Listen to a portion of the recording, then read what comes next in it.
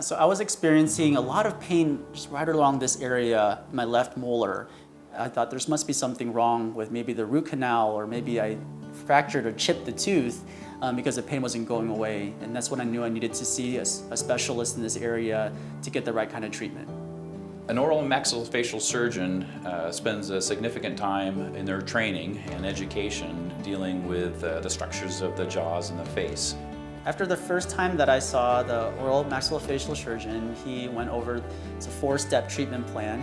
The first thing for me would be to get the bone graft performed.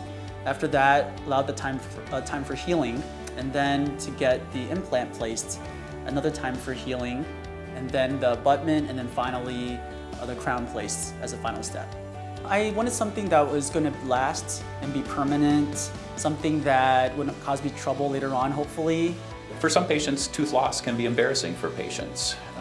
They're not only worried about their ability to eat and smile, but they're also concerned about the cost of replacing a missing tooth or teeth. Dental implants, while in some cases costly, do provide a very long-term solution for tooth loss for these patients. The return on investment for dental implants is pretty significant for most patients.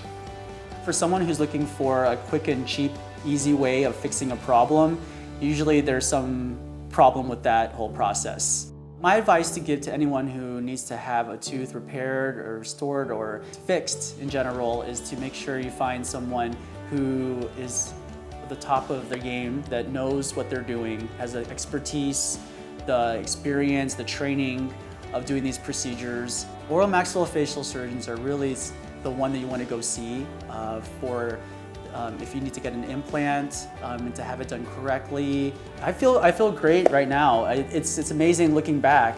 It's been a great experience overall. I'm very happy with it.